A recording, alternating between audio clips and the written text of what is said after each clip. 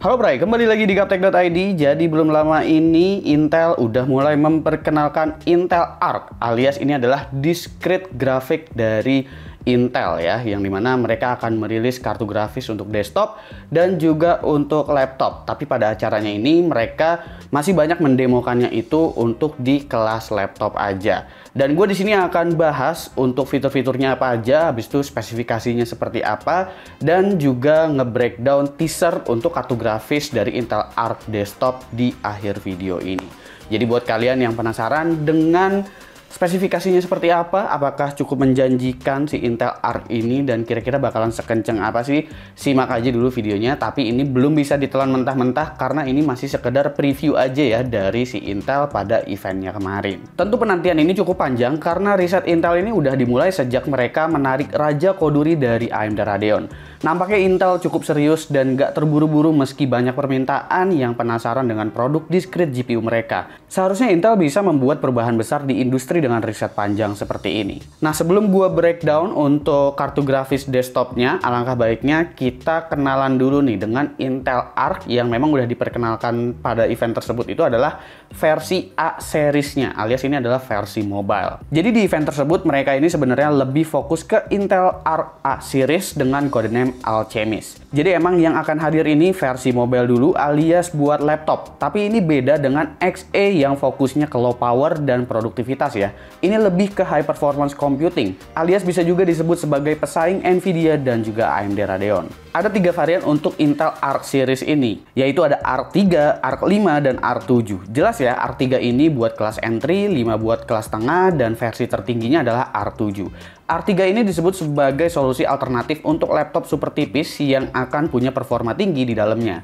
Dan rencananya Arc 3 ini juga akan dimasukin pada program Intel Evo, yang berarti akan ada Ultrabook dengan GPU kencang ke depan nanti. Sementara Arc 5 dan Arc 7 baru akan difokuskan ke rangkaian laptop gaming yang akan dimulai dari Intel Core generasi 12. Jadi kalau kita sekarang udah temuin laptop-laptop dengan Intel Core generasi 12 tapi GPU-nya masih kebanyakan pakai Nvidia GeForce RTX atau GTX, kedepannya nanti mungkin di akhir tahun 2022 kita udah bakalan mulai temuin rangkaian laptop yang memang menggunakan Intel Core generasi 12 dan GPU-nya ini menggunakan Intel Arc. Jadi buat kalian nanti akhir tahun yang beli laptop dan ngelihat GPU-nya Intel Arc, itu kalian jangan pesimis dulu karena ini bukan iGPU seperti Intel USD Graphics. Ini adalah GPU yang cukup menjanjikan. Intel menyebut core dalam arsitekturnya ini adalah Vector Engine di GPU-nya.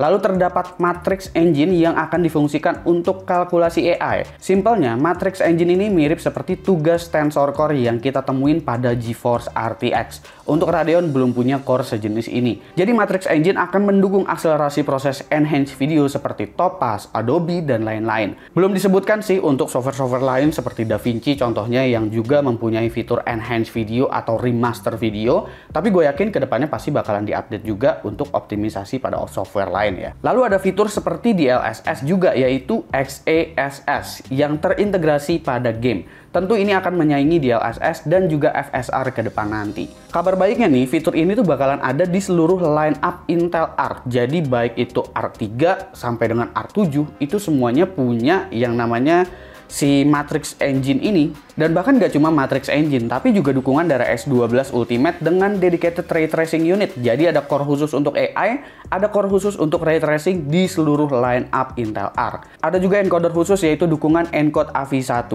Perlu diketahui bahwa kompetitor seperti Nvidia dan AMD hanya mendukung untuk decodingnya untuk format AV1 ini, bukan encodingnya. Dengan adanya encoding AV1 ini akan mengakselerasi proses ekspor format AV1 jauh lebih cepat, berguna untuk industri perfilman atau proses editing berstandar studio seperti pengguna DaVinci misalnya, atau broadcasting skala besar seperti menggunakan XSplit. Intel juga bikin fitur Deep Link yang dimana fitur ini terdapat Dynamic Power Share untuk menjaga power limit CPU dan GPU.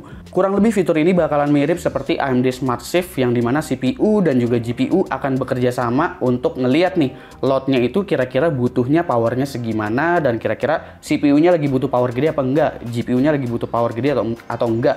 Nanti dia bakalan bekerja sama untuk menyesuaikan power draw-nya. Dan ada juga Hyper Encode untuk tambahan akselerasi content creation. Semisal di CPU Intel ada iGPU-nya, ditambah Arc ini, iGPU masih bisa aktif untuk bantu akselerasi juga. Kurang lebih begini konfigurasi dari Arc 3, 5, dan 7, mulai dari 6X core sampai dengan 32X core, semuanya menggunakan VRAM GDDR6 ya, nggak ada yang GDDR6X ataupun HBM.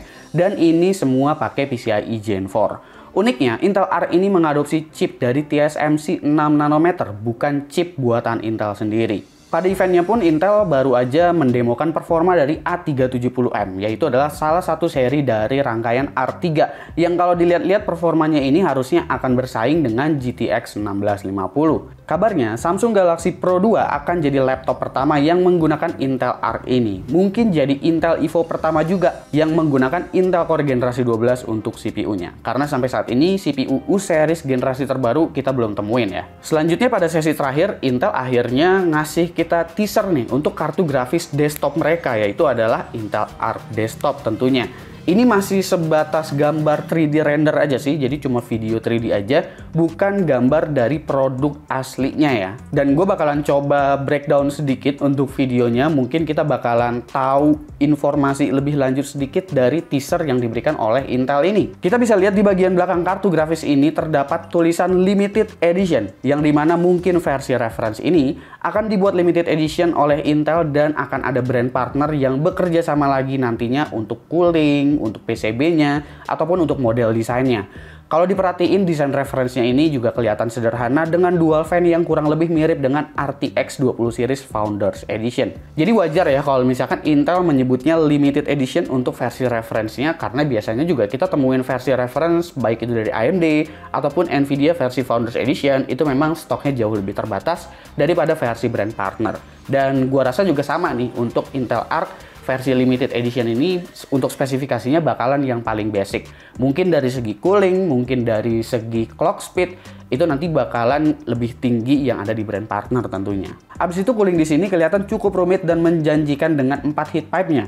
Harusnya ini bukan versi entry level yang ada di video ini, jika kita ngelihat dari gambar dan model yang seperti ini ya. Tapi anehnya, dari video ini kita nggak ngelihat ada PCIe connector. Jadi bingung juga nih, ini versi high-end atau versi low-end-nya. Atau jangan-jangan semua Intel Arc nggak perlu PCIe connector? Belum tahu juga ya, karena ini hanya sebatas gambar yang dirender, bukan berdasarkan produk aslinya. Dan yang masih jadi pertanyaan juga untuk Intel Arc ini, untuk versi desktop, ini bakalan ada versi GDDR6X atau bakalan ada versi HBM. Kalau kita ngeliat di laptop kan, mentoknya itu memang di GDDR6 aja, dan itu menggunakan PCIe Gen 4. Sementara udah ada platform PCIe Gen 5 yang dimana PCIe Gen 5 ini pertama kali diadopsi itu sama Intel. Kalau misalkan Intel Arc Desktop ini masih sebatas PCIe Gen 4, abis itu dia mentoknya di GDDR6. Gue masih kurang yakin apakah Intel Arc Desktop ini bisa bersaing banget dengan rilisan baru Nvidia yang akan datang, yaitu RTX 40 series yang memang udah dirumorkan akan menggunakan PCIe Gen 5. Tapi untuk Intel Arc Desktop ini memang belum di-reveal untuk spesifikasinya, konfigurasinya apakah jauh berbeda dari versi mobile atau enggak. Tapi kalaupun misalkan sama, ya ekspektasinya nggak perlu jadi terlalu tinggi buat kalian-kalian ya. Gua rasa sih bisa bersaing dengan model seperti 6700 XT atau 6800 XT aja, itu udah cukup untuk si Intel Arc ini. Karena ini adalah debut dari Intel untuk kartu grafis desktop mereka. Lalu kalau kita lihat lagi, ada 8 IC memori yang terlihat di sini, yang dimana sepertinya Intel Arc versi desktop untuk kelas tertingginya juga ada di angka 16 GB. Nah, gue belum tahu nih GDDR6 atau GDDR6X. Asumsinya kenapa gue bisa bilang ini 16 GB, itu adalah asumsi jika IC-nya itu adalah 2 GB per IC. Dan untuk output di sini udah kelihatan ada 3 DisplayPort dan 1 HDMI. Lalu teaser ditutup dengan bumper Intel yang kali ini nadanya berbeda dari yang kita kenal. Dari yang tadinya seperti ini menjadi seperti ini. Menandakan sepertinya Intel Graphics akan jadi branding tersendiri oleh Intel. Jadi segitu aja pembahasan singkat gue ya untuk Intel Arc. Kira-kira apakah kalian udah cukup memahami untuk Intel Arc ini? Apakah kalian sudah berekspektasi tinggi? Kalau gue sendiri sih, gue nggak mau terlalu berekspektasi terlalu tinggi ya, khususnya untuk ngelihat teaser dari kartu grafis desktopnya. Tapi kalau untuk di mobile, gue udah cukup yakin nih, kayaknya si Intel lumayan pede dengan kartu grafis mereka. Dan jarang-jarang loh ada launching produk, mereka mendemokannya tuh performa dari produk low end-nya dulu. Dia masih nyimpen untuk performa yang high end-nya. Biasanya kalau kita lihat-lihat kan yang namanya launching produk, rata-rata yang rilis itu produk high end-nya dulu. Tapi ini untuk Intel Arc 7 mereka masih sembunyiin untuk performanya sejauh apa. Karena untuk X-core-nya lumayan jauh tuh antara Arc 3 dan juga Arc 7. Tapi untuk kartu grafis desktop ya semoga bakalan bisa bersaing juga dengan RTX 40 series, dan semoga nggak sama-sama menggunakan PCIe Gen 4 dan GDDR6 ya. Karena tentunya si RTX 40 series ini kayaknya bakalan sangar banget nih dengan PCIe Gen 5, habis itu ditambahin juga dengan konfigurasi-konfigurasi arsitektur mereka yang paling baru. Tapi secara fitur, Intel Arc ini udah cukup menjanjikan karena mulai dari seri terendah sampai seri paling atas, itu semuanya punya full fitur, ditambah lagi ada encoder AV1-nya juga untuk kebutuhan content creation. Oke, segitu aja dulu pembahasan dari gue. Silahkan komen di bawah menurut kalian gimana nih untuk Intel Arc ini. Ya, kasih komen kalian dan pendapat kalian masing-masing. Jangan lupa like, share, dan subscribe. Jika video ini menarik buat kalian, follow sosial media gue. Kalau lu kepo sama apa yang ada di balik layar Gaptek, beli juga merchandise Gaptek. Kalau kalian ingin support Gaptek dengan cara lain, ada beragam t-shirt di sana. Silahkan cek link di deskripsi kalau emang kalian mau beli. Gue Subki dan seperti biasa sampai jumpa di lain kesempatan.